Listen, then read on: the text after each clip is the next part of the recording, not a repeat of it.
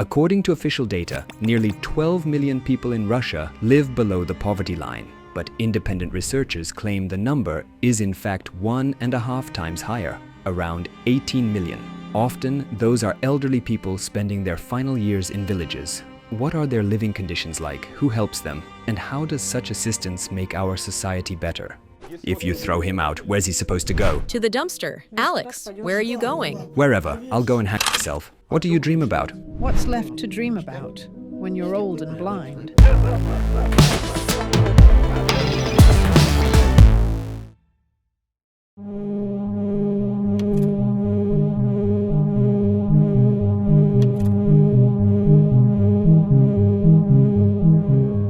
Our first stop is a small town called Marks. It's home to 29,000 people, and over 1,000 of them need care and support. It's not just bedridden patients, it's the lonely, the abandoned, the elderly. It's also young people who, for one reason or another, can't move on their own. So what do these services actually do? They provide care and try to improve quality of life for sick and elderly residents. In Marks, the home care service Caritas is led by Tatiana Zernova. Every year, they help around 800 people, about 2.5% of the town's population. We joined Tatiana and her colleague Olga on one of their daily visits. They visit several people each day. One of them is Alexei. He's been in a wheelchair since February 2019 after being beaten in a drunken fight. At first, he could still move around a bit. One leg worked, and he used a cane. But earlier this year, he lost all mobility. Alexei lives on the edge of town, on the top floor of an old 5-story building. There's no elevator. Tell us what happened. Back in December 2013, my mom had some money. I got drunk, and that's it. I don't remember anything. Later they said I'd been beaten up. Alexei is 41. After school, he dreamed of becoming a crane operator like his father, but it didn't work out. Instead, he picked up odd jobs as a laborer. Now he's classified with a Group 3 disability and receives a pension of just over $90 a month. And how do you spend that money? TV, some bills, and food. What do you eat? They bring me canned meat, bread, potatoes. He tried to eat very little, just drink tea, because he had no diapers and couldn't risk needing the toilet. To save money for diapers, Alexei often skipped meals. One pack costs $20 and he needs several a month. Do you buy diapers yourself now? Not anymore. The girls bring them. And if they didn't come, I'd have to buy them myself. Then I'd have nothing left. Caritas staff visit Alexei at least once a week. They bring Alexei diapers, hygiene products, food and clothes. They also wash him and treat the painful bed sores on his lower back. Anything Alexei can do himself, we don't do for him. For example, he can shave on his own. If we start doing everything for him, he'll forget how to do anything at all. We're trying to encourage him to stay active. I can still do some things myself. Alexei has a social worker assigned to him. She helps with groceries, cooking, and cleaning. She just sweeps a bit. She also cooks if I tell her what needs cooking. And she goes to the store to buy me potatoes or something. I ask the girls to help too. The social workers' services aren't free. There's a set price list for them. Grocery delivery is 15 cents. Help with documents is 30 cents. That's not too bad. Total per month is around $120. It's not much, but the service matches the price.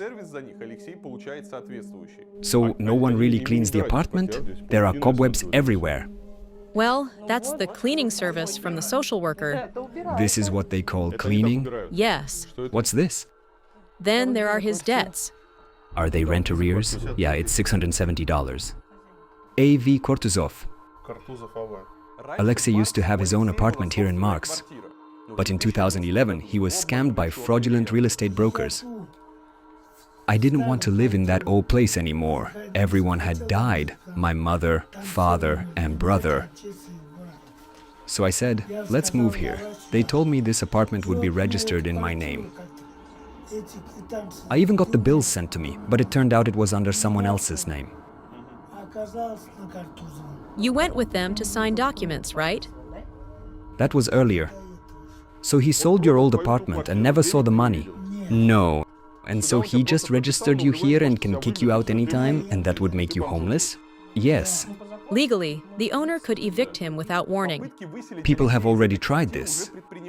A woman came and said, "Alex, we bought this place. Time to move out." I told them to go to hell. And they died. Makes sense. If he gets thrown out, where would he go? To the dumpster? Alex, where would you go? Wherever. I'll go and myself. I won't go anywhere before I call them all. What do you dream about? I just wish I could walk again.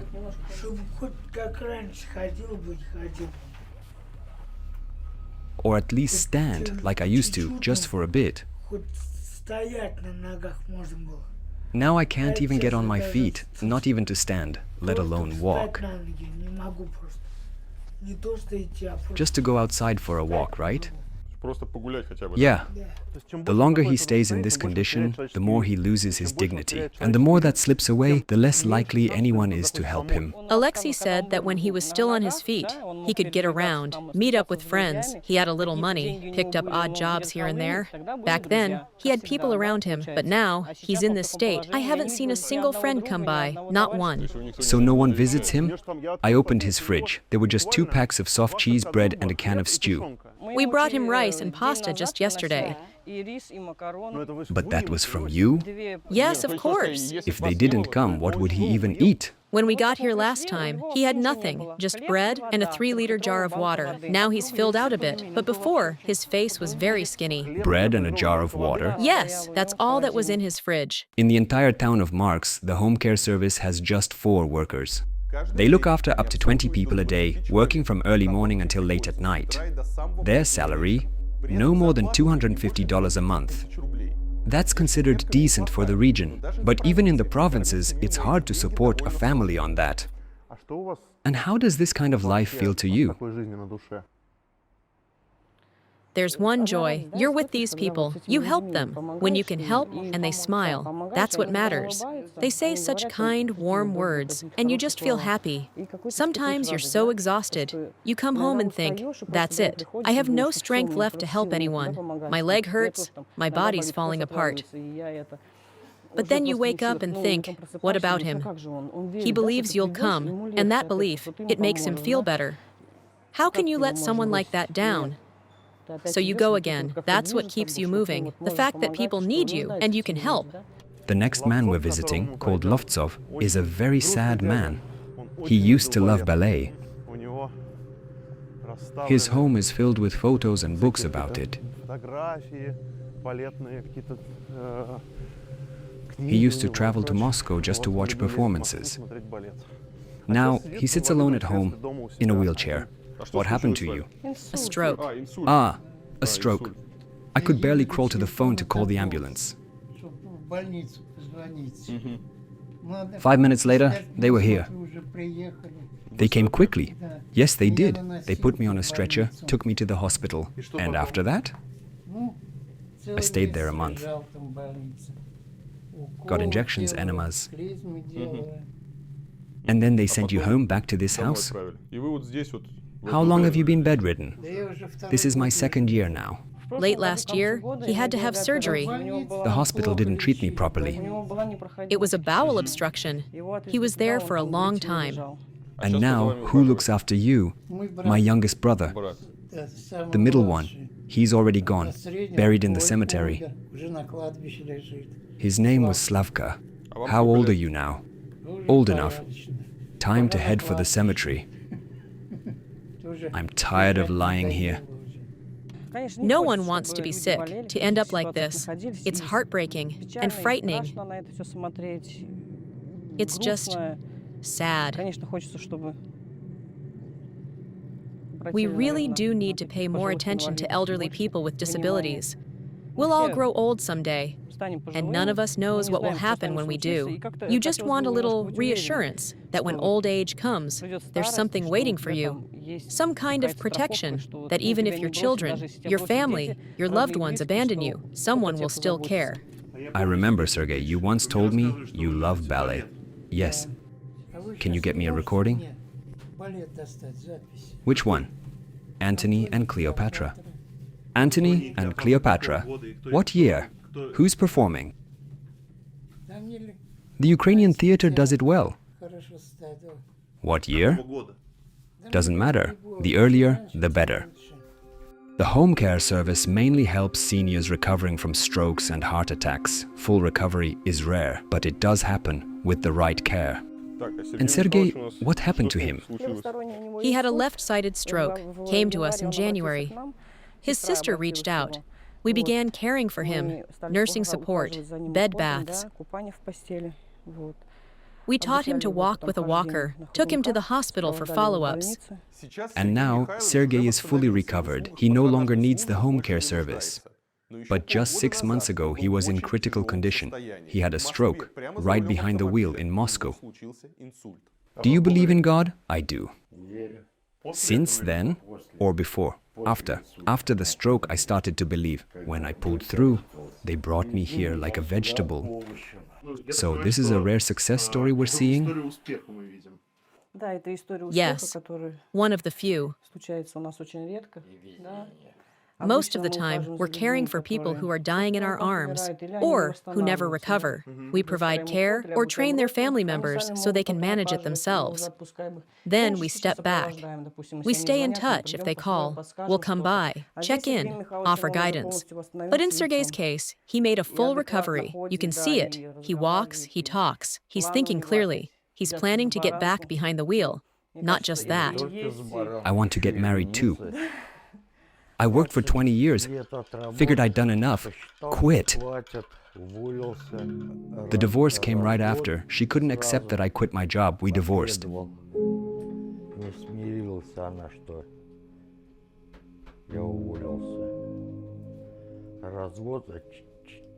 And 2 years later, I lost my son. In Dagestan, this is where I was bedridden. Right here, the little sofa. And on that same sofa, my son used to grow up. It was January. He couldn't move. His arms and legs didn't move, but his mind was sharp. He was lucky that his family looked after him, right? His sister. She brought him here from Moscow. He told us he had some frostbite. His sister quickly reached out to people, those we had helped before. They recommended our organization. She got in touch right away, and we began visiting immediately. We provided care services, bathing, hygiene, full bed baths. Together with Sergei from the Caritas charity, we went to visit one of his clients, Valentina. Sergei learned about her situation from her husband when he came to the homeless soup kitchen. We've known this woman for a long time. Caritas has, I mean. Back when her husband was still alive. They're victims of real estate scams. They took their apartment, right? Yes, they were tricked out of it, legally. She's not living in her own place anymore? No, not in her own apartment. The man who's letting her stay there, he doesn't throw her out. Is that the same man who took her apartment? Yes, he stole her apartment. And then his conscience caught up with him, so he gave her somewhere to live? Yes, he didn't kick her out. That's shocking. But still, she won't last long like this. She's completely lost her sight now. There's no way for her to earn a living. Valentina's apartment is in the heart of Saratov, a fairly large city. Just 100 meters from her building, tourists stroll along the riverfront promenade. And yet, no one knows that on the top floor of this historic building, a person is living. Someone in desperate need of help.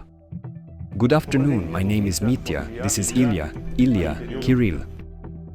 You can't see at all anymore, right? No, I'm completely blind. And there's no electricity here. Yeah, there's no power. Do the neighbors help at all? They do, yes. The walls are covered in cockroaches. Cockroaches. Are there a lot of them here? Yes, I keep poisoning them. But they're doing renovations again downstairs on the second floor, so you get rid of them for a week. But then they come right back. Valentina has been living in these horrific conditions for over 20 years. It happened like this. We were living on Kirov Avenue, and when they started demolishing our place, I was already having trouble seeing when we were supposed to get our new apartment. They took us to Patikovo, and they just placed the pen in my hand and told me where to sign.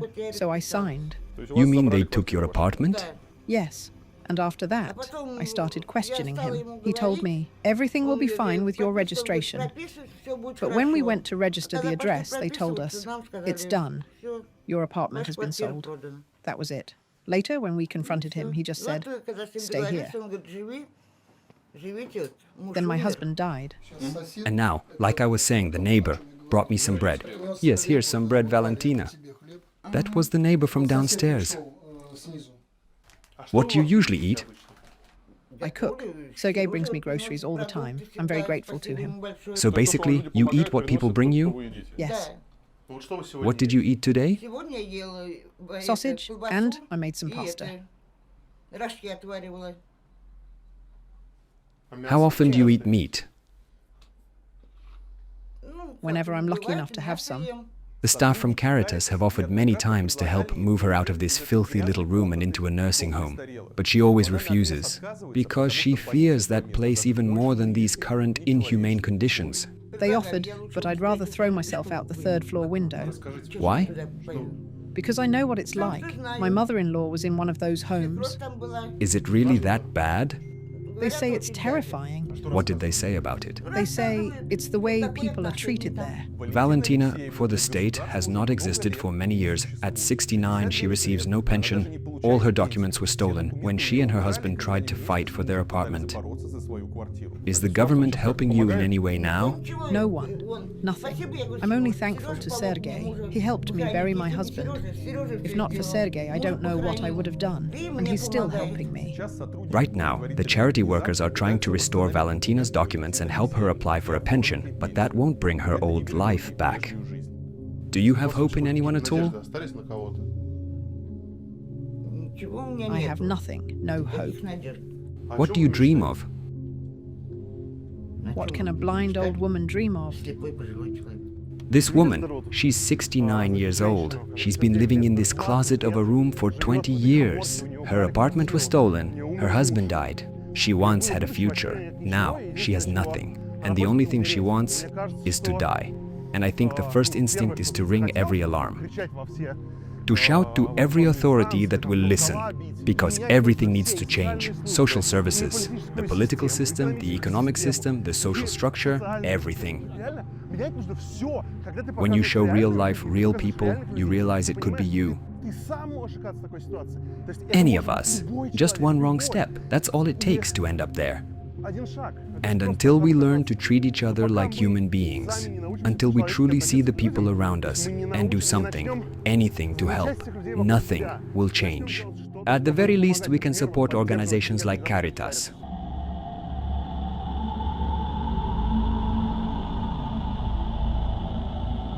We arrived in Tver region, in the village of Pechki. What are we doing here today? We help people in need. We distribute food packages. But it's not just food. We also bring hygiene items and cleaning supplies. Basically, they receive a full monthly supply, a full basket of essentials. So these are people who can't afford to buy food? Technically, they can. They do receive pensions, but the pensions are very small. It's simply not enough to cover everything. For example, in these homes, there's no central heating. They heat with firewood. Victor! The house looks abandoned. And the firewood? Someone brought that for him too? Yes, volunteers delivered it. There's a well-known initiative called Gift of Firewood. Volunteers collect and deliver firewood for rural residents like this. The guy who started it is named Kolya Romanenko. Genya, come out for a second. Your neighbor's here. Open up, Genya. People came to talk with you. They came all the way from Moscow. They brought you groceries. Just open the door. Take the food. That's all. We actually found him by accident.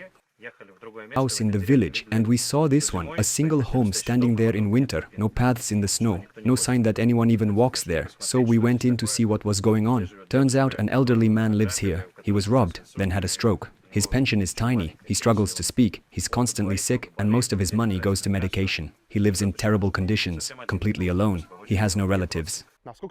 How often does it happen that you practically have to force someone to open the door?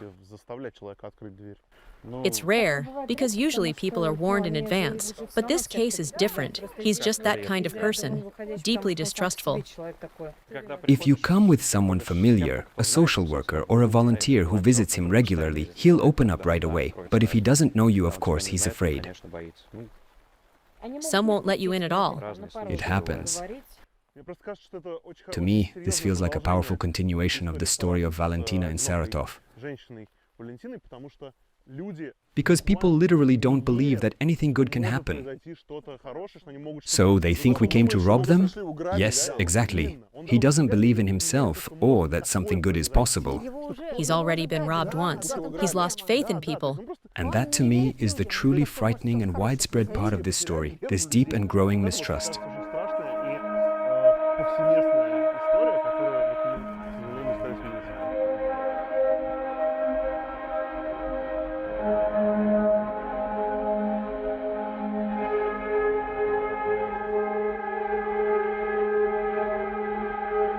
Hello, we brought you some groceries, we're here. I never would have thought anyone could actually live in this house.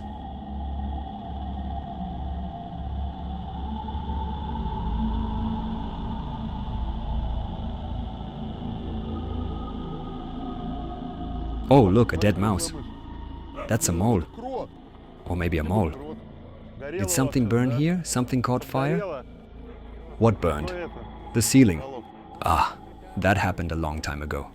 How are you doing? How do you feel? Well, hard to say. My eyesight's been failing badly. I went to the eye doctor. They told me right away that I need surgery. The surgery costs $300. I told them that I don't have that kind of money. How much is your pension? Almost $120. So no way to afford it. No chance. Do you live here alone? Yes, alone. How old are you? 74? What did you do before? Where did you study? Where did you work? Can you tell us a bit? In the last few years, I worked at the kolkhoz as a shepherd. Is the kolkhoz still around? No, it's gone. But you lived somewhere else before, didn't you? Aren't you from Moscow? From Khimki? Yes, I was born in Khimki, went to school there. Back in the 60s, I worked at a factory. I used to do machining. What kind of factory? Energomash. What did they make there? Rocket engines. Engines that launched satellites into space.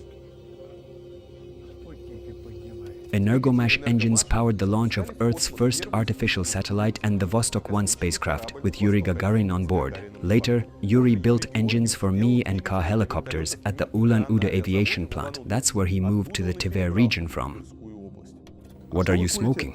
What is that? That's my own tobacco. You grow your own tobacco? Uh-huh. I grow it myself.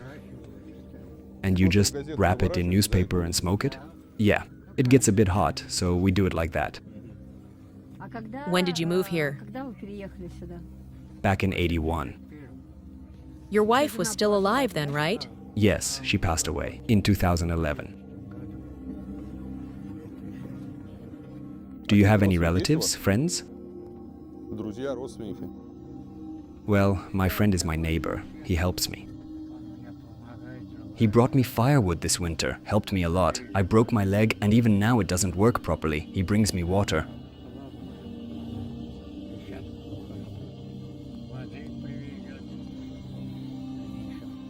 Yuri rarely leaves his home. The postwoman brings his pension and groceries arrive twice a week in a grocery van, drives out to this half-empty village. We get a food truck, a mobile shop. She already knows me. Sometimes I can't even go outside. Ah, so she comes right here. Yeah, she asks, why aren't you coming out? You feeling bad? So so she brings the groceries to me herself. If I don't have cash before the next pension comes, we already have a system set up. She gives me groceries. On credit? On credit. I pay her with the next pension. She'll write it down for herself and a note for me too. Meat, real meat, like pork or beef. I can't even remember the last time I tasted it.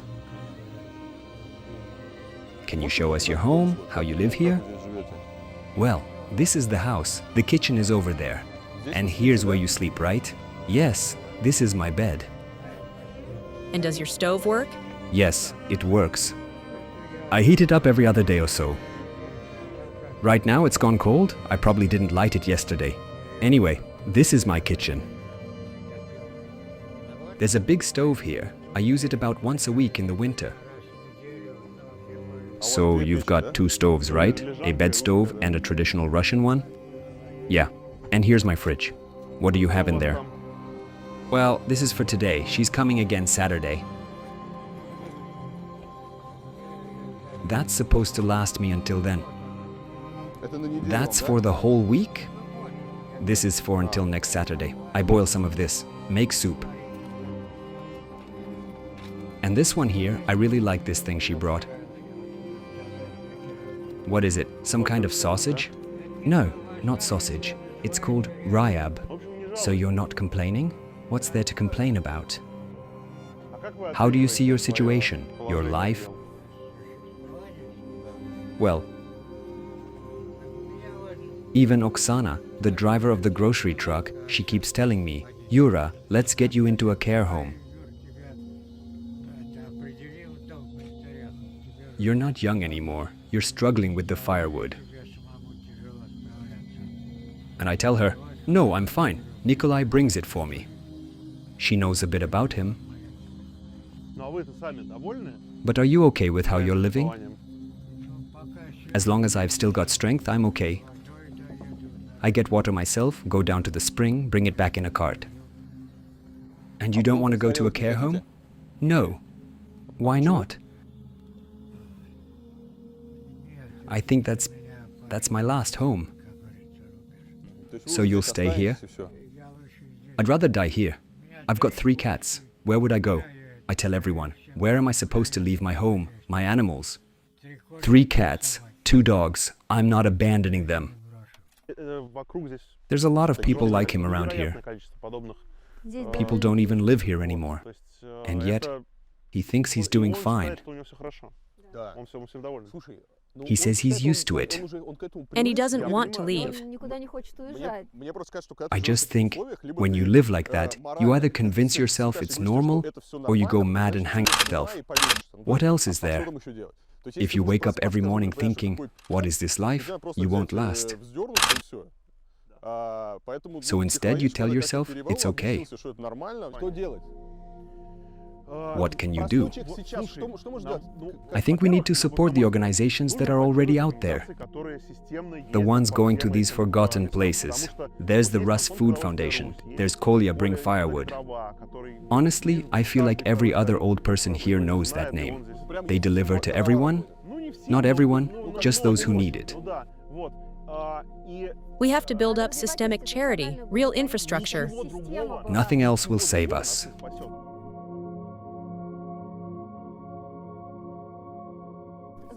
This is Rose. How old is she?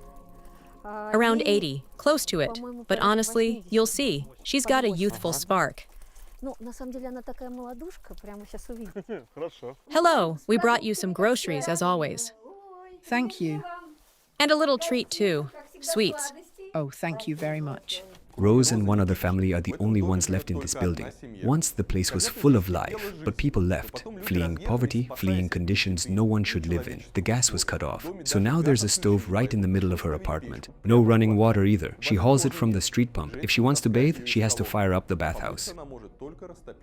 What do you spend your pension on? It's $115, right? I'd spend it on stuff I need, but can't even buy sausage. I don't buy meat either. So it's mostly food and utilities? I buy chicken wings and thighs as my meat. About $25 a month is for medicines, another $6 for electricity. There's almost nothing left for food, so you have to save. But what do you save on if you're not even buying meat? You just try and save money. So you have some greens, cucumbers, That's it. Just some greens over there. milk, cucumbers, and 3 jars of canned food. How long does that last you? Depends. However it goes. Can you show us what you bring? Of course. I've already started unpacking some of it. Besides our usual work, saving food and getting it to people who need it, we also put together care packages: dairy, sweets, vegetables, fruit. We make bundles with butter, grains, rice, buckwheat, pasta. It really depends on how much we can get. And honestly, the more people join in, the more people who care, the more help we can offer,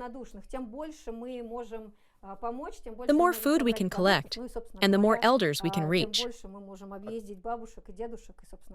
How often do you visit and deliver food? These full kits, we deliver them every 2 to 3 months. But the surplus products, what donors give us, we hand those out monthly. You know, this is such a telling story. She's not someone who's completely down. She's cheerful. The apartment is tidy. God bless every pensioner with this much energy. But her situation, you open her fridge and there's nothing. Her pension is tiny. She says, meat, I can only afford chicken wings. And I think this is exactly what in need looks like. To me, it's a disaster. These are inhumane conditions. It's not natural to live like this. Counting every penny, saving to buy firewood, to heat the house, heat the bath. No plumbing. She hauls water herself. The toilet? A gravity drop from the 2nd floor. It's not a home, just 4 walls that won't collapse. A leaking concrete box. Windows boarded shut, walls covered in mold.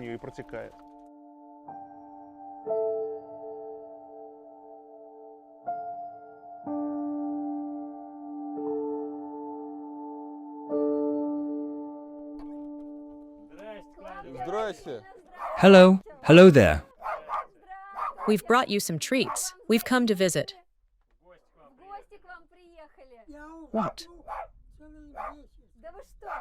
May we come in? Sorry? May we come in? Of course. No one ever comes to see me. No one call. I'm so happy to see you.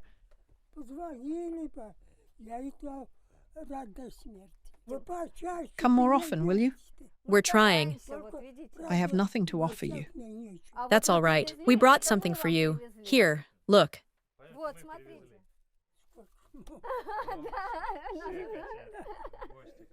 This is Claudia. She's 93. As a veteran of the Great Patriotic War, she gets about $250 a month. But she spends almost nothing on herself. Most of it goes to feed her animals: 2 dogs, 3 cats, 4 hens, and a rooster. Do you have any family? Do you have any family, Claudia? They're all gone. You went through the war, right? No, they all died. If only someone came by, it would make my heart so happy and warm. But now I just lend to everyone. Some old woman will show up. Give me. $60 here, $60 there. They never pay me back. How much is your pension? This is breaking. It's not good anymore. You can't remember now? I broke my arms and legs during the war. You went through the war, right? Yeah. I dug trenches. Yes, I dug trenches. And I...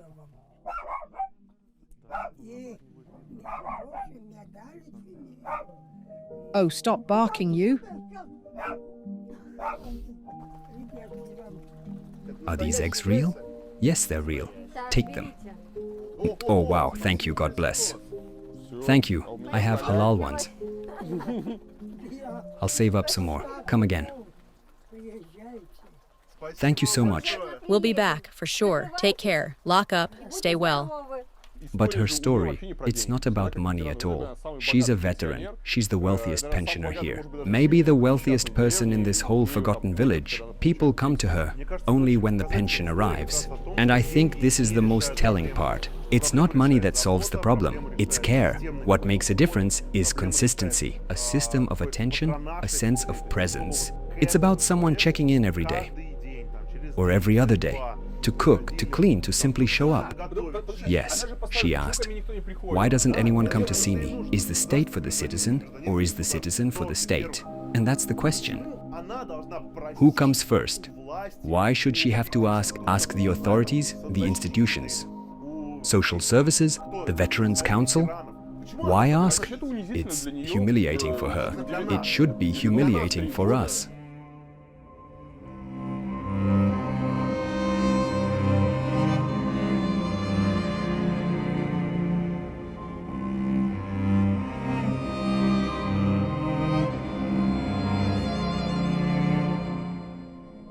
While we traveled, I jotted down notes, scribbled blog posts here and there. Then I started reading the comments, not writing them, just reading. And people said a lot of things. Some of those thoughts I don't agree with, but I understand them. You know, even my friend wrote to me yesterday, smart guy, educated, really thoughtful. He said, listen, you showed that guy, Alex. And honestly, I think you're doing great work. Compassion, but maybe you picked the wrong guy to show. He got drunk, got into a fight, ended up disabled. Wouldn't it be better if you had shown someone with a cleaner story? Someone people could pity without hesitation? Because, you know, it's easy to help people when they're easy to pity. A child, a victim of pure misfortune, someone innocent, blameless. But most people are just ordinary, and their fates are terrifying in their ordinariness. The real horror is that they're invisible. And that's one of the most dangerous things happening in our society right now. We're always looking for a hero, or at least someone relatable. But we don't look for ourselves in those who are far from us. People who think differently, live differently, and so we don't think they're worth helping. Alex ended up disabled after a drunken fight.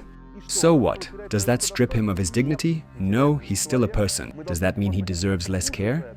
No, he's still a person. And the moment you treat him like a person, like a human being, you change. You become more human. And maybe, just maybe, it's not even about whether Alex benefits from our compassion. Maybe we benefit more. Alex's fate is grim. No doubt about it. But ours? Ours might be even grimmer. If we lose the ability to care.